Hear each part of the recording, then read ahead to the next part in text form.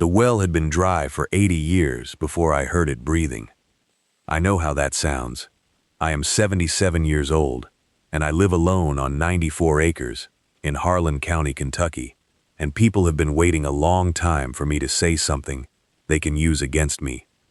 So I will tell you exactly what happened, in the order it happened, and you can make of it what you will. It was a Tuesday, September 22nd, 1987. The kind of morning that comes just once at the end of summer, cool enough to see your breath, but with the smell of warm hay still rising off the fields from the day before. I was up before 5, the way I have been since Roy died, which is 16 years now. Sleep gets shorter as you get older, and I have stopped fighting it. The dark hours are mine, and I have learned to use them. I pulled on his barn coat, the green canvas one with the torn left pocket I keep meaning to mend, and went out through the back door to check the cistern level. That is what we have run on since 1961, when the last electric pump on the old well burned itself out, and we decided not to replace it. Roof runoff, mostly. The creek in wet seasons. It is not ideal, and in a dry summer like the one we had just come through, it gets tight enough that I measure every gallon. I had been watching that cistern gauge like a hawk since July.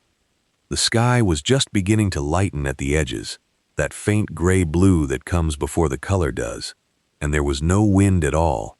The farm was so quiet I could hear the creek down in the lower pasture, which is a quarter-mile off.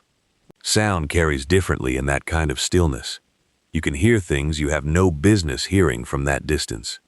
That is the only way I can explain what I noticed next. I had walked past the old well cap 100,000 times in my life. It sits 60 feet northeast of the back door, stone-lined, capped with the original rotting wood cover my grandfather built sometime before I was born. I do not look at it anymore when I pass it. It is just part of the yard, like the fence post with the broken wire, or the cedar tree that split in the ice storm of 1978. But that morning I stopped. There was a sound. Not loud, not dramatic, a slow, faint movement of air, rhythmic, deep, like something breathing at the bottom of a long shaft. It came up through the wood in pulses, separated by a few seconds each, quiet enough that I stood very still for what must have been 5 minutes before I was certain I was hearing it at all. I went back inside. I sat down at the kitchen table. I opened my notebook and wrote down the time. 5:47 a.m. I have lived on this land every day of my 77 years, except for 2, and those 2 years I spent in Lexington working a counter at a dry goods store on Vine Street, trying not to think about the creek. That was 1929 and 1930, and my father sent me because he had no choice, and neither did I. But I came back in the spring of 1931, and I never left again, and I do not count those years as truly mine. The years that belong to me are all here, on these 94 acres of hill bottom and creek edge in Harlan County, Kentucky. My grandfather Elias came to this hollow in 1899. He came with a mule, a transit level he had borrowed from a man in Pineville, and a leather field notebook he had bought himself, brown, 4 inches by 6, with his name and the words, "Land and Water," tooled into the cover. He was not a wealthy man. He was not a particularly educated man, but he had a quality I have seen in almost no one since. He looked at ground the way other men looked at weather, reading it for what it intended to do rather than what it had already done. He broke this soil in the cold months of that first winter. By the following spring he had a shelter standing, a garden strip turned, and a plan for a well. He hand-dug that well himself in 1901, 38 feet straight down through clay and limestone shelf, and what he described in his notebook as a band of blue-gray material that wants to hold. He stone-lined it by hand, ring by ring, hauling the flat creek stones up himself with a rope and a wooden frame. When he struck water at the bottom of that shaft, he wrote in the notebook, "Good and cold, runs steady, the land is sound." It ran for 6 years. Then, in the summer of 1907, it went dry. Not slowly, quickly, the way a candle goes, a small guttering and then nothing. A county surveyor came out that same year and walked the property and wrote his conclusion in the kind of flat official language that closes doors. The water table in this section was insufficient, the well site poorly chosen, the source permanently exhausted. My grandfather kept that document. He did not throw it away, which I always thought was strange for a proud man. He folded it into the back of his field notebook and left it there without annotation, as though he was keeping the accusation close enough to argue with. I found that notebook in the back of the barn the summer Roy died, March 1971, when I was going through the things in the old tool room and needed something to hold on to. It was wedged behind a shelf of cracked harness fittings, still smelling faintly of the leather oil he had rubbed into the cover decades before I was born. I kept that notebook on the kitchen shelf for 16 years after Roy died, not to read it. I had read it through that first summer, sitting in the tool room doorway with the swallows going in and out of the eaves, and the grief sitting on my chest like a flat stone. I kept it because it was the kind of object that holds a place together. A notebook with a man's initials on the cover, wedged behind a shelf for 60 years, smelling of leather oil. That is not something you put in a drawer. My grandson came on a Friday evening, late September, the 26th, the hills already starting to go orange at the tops. He drove up from Corbin in that little sedan he kept spotless, and I heard the gravel before I saw the headlights. He was 24 years old, working in insurance, and he had the particular cheerfulness of a young man who has decided he is about to do something kind. He had a folder. I noticed it on the passenger seat when he got out, a manila folder, thick, the kind that holds photocopied papers with numbers on them. He tucked it under his arm when he hugged me, and I felt it press against my back. He said I looked good. He said the place looked good too, which was generous of him given the state of the south fence. I had made soup and cornbread. We sat at the kitchen table the way we always did, the radio low, the window over the sink dark by 6 o'clock the way it gets in the hills once September turns. He ate well. He always ate well here, which I took as a compliment to the cooking and not to the company. He opened the folder after supper while I poured the coffee. He was gentle about it, I will say that. He laid the papers out carefully, comps from the county, a few sale prices on farms in Bell and Leslie that had gone in the past 2 years. He talked about what the land might bring. He talked about the cistern, about a woman my age hauling water from a cistern and supplementing with jugs from town when the summer ran dry, which it had done twice in the last 5 years. He said the word dignity once, quietly, the way young people do when they mean something harder. I listened. I drank my coffee. I looked at the papers when he turned them toward me, and I nodded at the figures the way you nod at weather reports, acknowledging them without believing they have anything to do with you. I thanked him for coming. I thanked him for the thought he had put into it. I told him the bed in the back room was made up if he wanted to stay the night. I did not tell him about the sound. Dale left after breakfast. He ate his eggs without pressing me further, which I respected. He washed his own plate. Roy had taught him that, or someone had, and he stood at the back door with his coat over his arm and looked out toward the well cap, the way people look at things they've already decided aren't their problem. He said to call him if I needed anything. I said I would. We both knew I wouldn't call. I stood at the kitchen window and watched his car back down the lane until the dust closed behind it, and then I put on Roy's barn coat and went out into the morning. What I needed was a crowbar. The well cap had shifted over the summer. 2 of the planks had warped up at one end, and I didn't want an animal getting into it, or myself, in the dark. I had a crowbar somewhere in the barn. I had most things somewhere in the barn, which is a different thing from knowing where. The barn smells the same in every season, only the top note changes. Hay in summer, cold iron in winter, and in October, something underneath both of those, something older, like the wood itself, is breathing out all the years it has held. I went in through the side door and started working back through the stalls, moving things that hadn't been moved since Roy was alive, probably, stepping over a broken cultivator tooth and a stack of window screens I had meant to repair in 1978. The back corner was stacked with things I had covered and forgotten, A canvas tarp, gray-green with age, had been thrown over a low shelf and whatever was behind it. I lifted one corner looking for the crowbar and found instead a small brown shape on the second shelf, a notebook, bound in leather so dry it had gone pale at the spine. I almost set the tarp back down. I almost kept looking for the crowbar. I picked it up.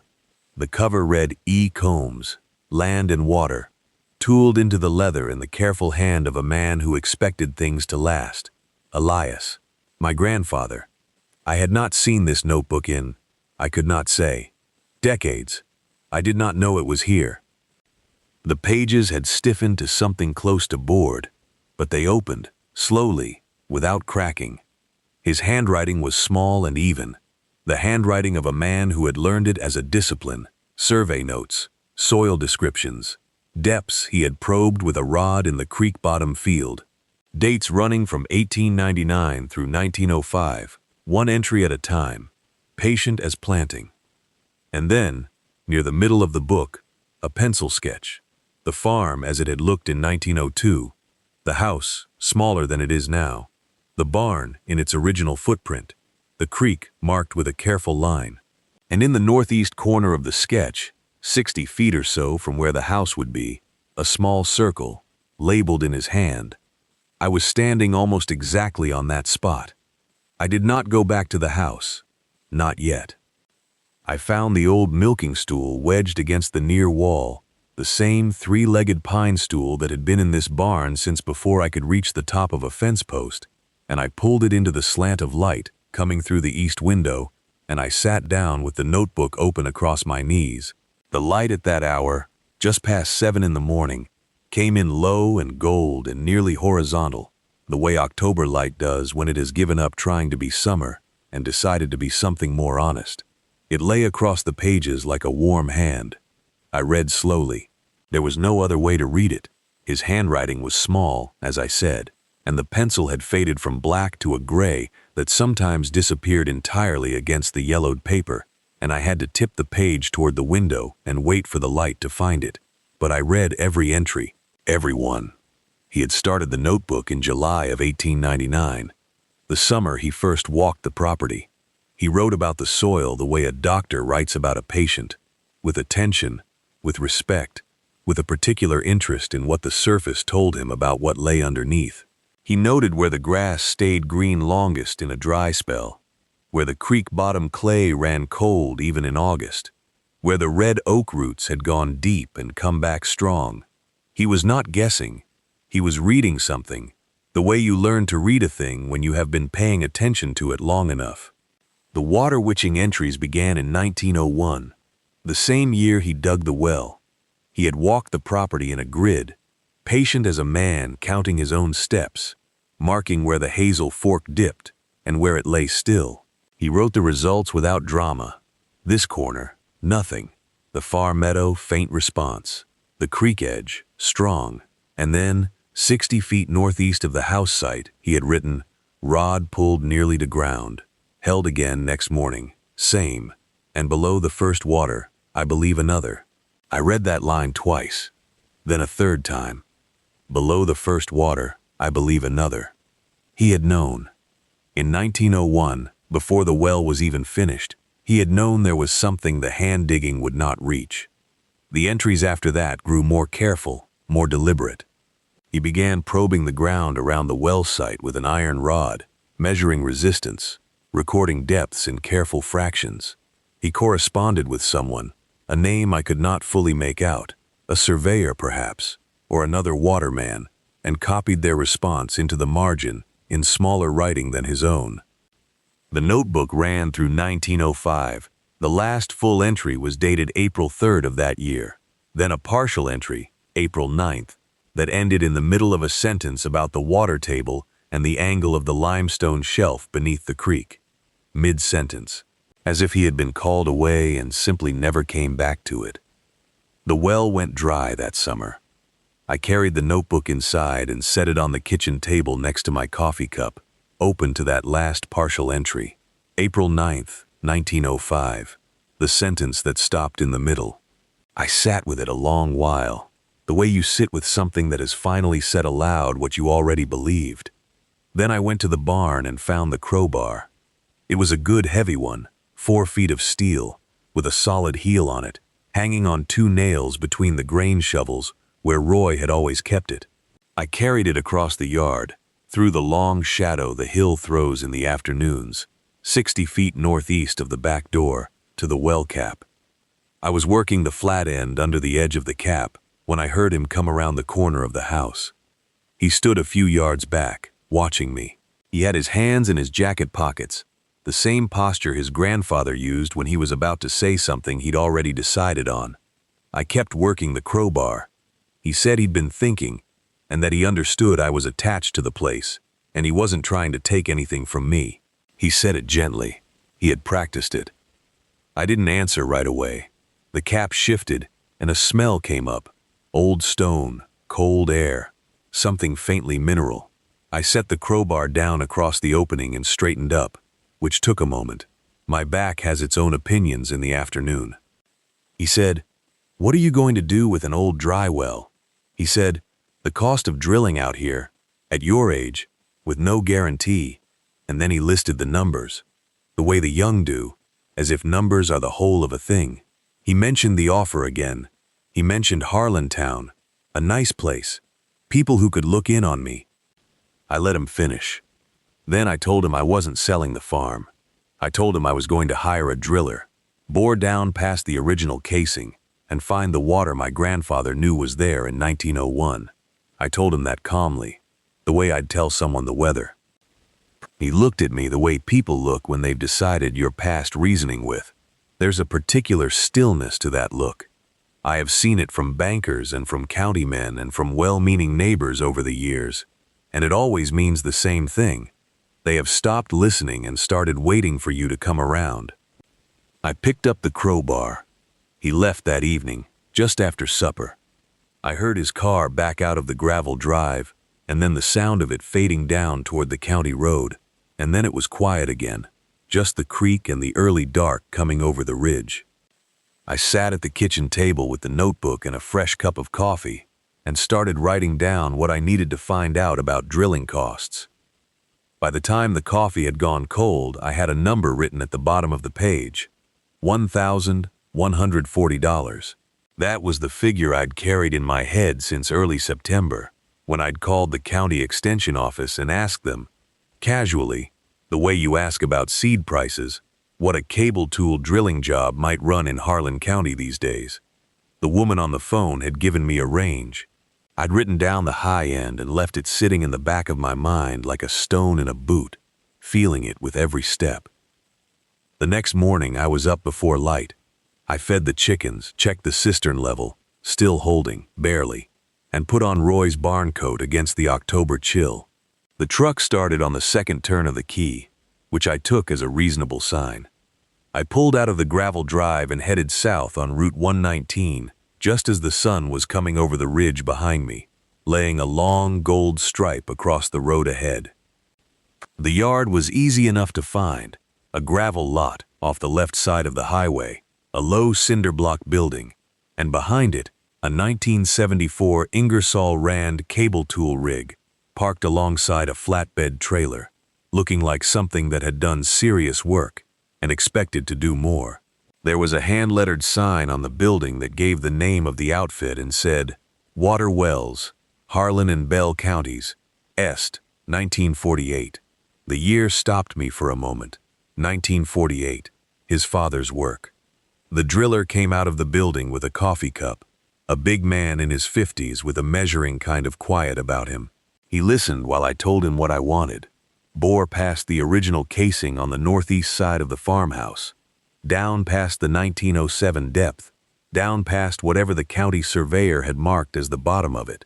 He knew the 1907 report. He said his father had turned down a job on that same property in 1959, citing it. He said this without apology, just as a fact, the way a man states what is in the record.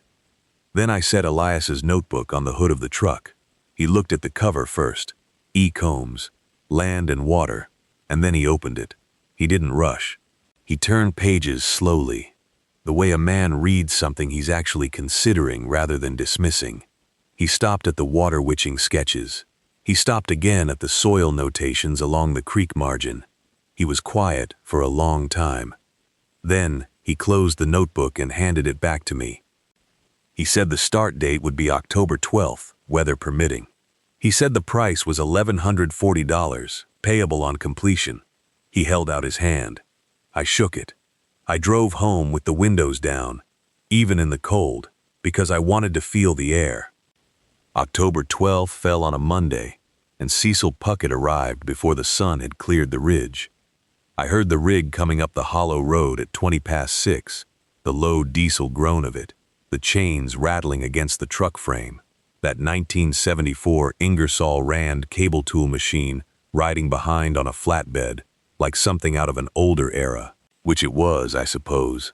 Cable tool rigs had been old-fashioned for 30 years by then, but Cecil's father had drilled with one, and Cecil had drilled with one, and he had told me, without embarrassment, that he trusted a slow hammer over a fast rotary any day in limestone country.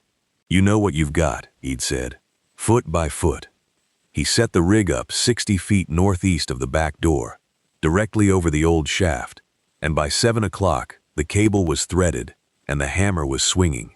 That sound, a deep, measured percussion, iron striking rock in slow 4-beat time, filled the whole hollow like a bell filling a church. You could feel it in the porch boards. You could feel it in your back teeth if you stood close enough. By 8 o'clock, I could see heads at the road. 3 cars had pulled off on the gravel shoulder by 8:30. People I had known for 40 and 50 years standing at the fence line in their barn coats, watching. A few of them waved when I came out. Most of them just watched the rig. I knew what they were thinking. I had heard the versions of it for weeks, that I was spending money I didn't have on a well that a county surveyor had declared dead in 1907, that I had no business boring 40 feet below a shaft everyone had agreed was finished 80 years ago, that a woman my age with my resources had no margin for a mistake this size. One of them, a man whose family ran cattle 2 hollows over, caught my eye and shook his head. Not unkindly, just the slow shake of a man watching something he has already decided will not work. I went back inside and put the kettle on. By 4 in the afternoon, Cecil's crew had the casing seated at 22 feet, below the old well bottom, below the 1907 depth that the county surveyor had marked as the end of it. Cecil came to the door at dusk, hat in his hand, and told me what I already half knew. The rock at 22 feet was dry. The formation was tight limestone with no visible fracture. He wasn't discouraged, he said. Limestone could hold water in seams you couldn't see until the hammer found them. He'd be back at first light. I thanked him. I stood on the back porch after he drove out and listened to the hollow go quiet again. The cars were gone from the road. The ridge had gone dark against a pale sky. 22 feet down, still dry. I went in and wrote the number in my notebook. He came back at first light, as he said he would. I heard the truck on the gravel at 6:10, the engine running rough in the cold, the way it always did. The temperature had dropped overnight. October had finally decided to mean it, and there was frost on the boards of the back steps and ice in the ruts where his rig had sat the day before. I had the coffee on. He knocked twice, took a cup, and was back outside in 4 minutes. I watched from the kitchen window. They moved with a quiet efficiency that I had come to recognize over the previous days. The careful, unhurried motion of men who do not perform their work for anyone watching. The rig started up. The cable began its rhythm again. I turned away from the window and sat at the table with my own cup and my notebook. I had written 22 feet the night before. I wrote the date now, October 14th, 1987, a Wednesday. Then I put the pen down and drank my coffee while the sound of the drill came through the wall. 30 feet. 35. I know those numbers not because I stood beside the casing and watched them count, but because Cecil marked them in his own log and read them to me later. What I know from standing there myself is what happened at 43 feet below the original floor of the well, 81 feet total below the ground, which was this. The drill string dropped. I was at the back door by then. The cold had come up under my coat, and I had Roy's barn coat over my cardigan, and still the morning had its teeth in me. I heard the change in the rig's sound before I understood what it meant. A sudden absence of resistance, a kind of release, and then Cecil cut the engine. The silence after a cable tool rig stops is very large. We all stood around the casing. One of his men crouched down with a flashlight, then stood back up without saying anything. I could hear it before I could see it. A sound like the land breathing out after holding its breath for a long time. Water was rising in the casing. Cecil looked at me across the top of the old stone lining. His expression was careful, professional, trying not to show anything until he was certain. I understood that. I gave him the time. Then I nodded. Once, the way you confirm something you have always understood to be true, but have been waiting on the world to catch up with. He nodded back. His man crouched down again with the flashlight and said quietly, "She's coming." They let the water rise for a while before they went back to work. Cecil's man measured it twice with a weighted line, called out the depth each time, and Cecil wrote both numbers in a small spiral notebook he kept in his chest pocket. The second number was higher than the first. That was what they were waiting for, to see it still moving, still climbing on its own. When they were satisfied, Cecil gave a short nod, and his men began pulling the drill string to clear the shaft. It is slow work, that pulling. Each section of rod has to be disconnected by hand, set aside, counted. I watched and did not offer to help, and did not go back inside. The morning had reached full light by then, the kind of thin October light that makes everything look very clean and very far away, and the field behind the barn was silver with frost. The baler came up on the third pull. It is a long tube of steel, a baler, meant to clear cuttings from the bottom of a shaft, rock flour, gravel, whatever the bit has broken loose. Cecil's man set it over the casing edge and released the bottom valve, and what came out was mostly gray slurry and small stones, but there was something else in it, something that did not pour or spill. It hit the ground with a sound that was not the sound of gravel. I saw it before anyone picked it up. A tin, roughly 5 inches square, the color of old pewter, filmed with mud, but the shape of it was clear, and the lid was sealed around its entire edge with a ring of gray solder, soft-looking even now, intact. Nobody said anything for a moment. Cecil crouched down and lifted it, and turned it over once in his hands. He looked at me. His men looked at me. I think my face told them something, because neither of them asked a question. I had read Elias's notebook a dozen times by then. The second to last entry, written in September of 1903, in that tight, careful hand he used when he was being precise, said only that he meant to leave something in the shaft before the year was out, something for whoever came after. He did not say what. He did not say when. He wrote it the way a man writes a thing he has decided and does not need to explain further. 84 years. I held out my hand, and Cecil set the tin into it. It was heavier than I expected. Cold from the deep ground and heavier than something that size ought to be, as though it had been holding its weight in patience all this time. I carried it home in both hands, the way you carry something that might be fragile and might not be, but you don't want to find out the hard way. The men were still working when I left. Cecil had measurements to record, pipe to tag, a report to write up before the light failed. I told him I'd have his check ready by Thursday. He nodded once and didn't ask about the tin. The kitchen was quiet. I set it on the table and stood over it for a moment before I took off my coat. The solder had gone a little soft at one corner, not broken, but yielding. I worked the paring knife along the seam the way you'd open a paint can, slowly, not forcing it, and after a few minutes, the lid came free with a sound like a small breath released. Inside, wrapped in a piece of oilcloth that had gone amber and stiff but held, were 3 things. The first was a map, hand-drawn on heavy paper, folded twice, showing the property. I recognized the creek bend, the ridge line, the position of the house, as it was before Roy added the back room in 1958.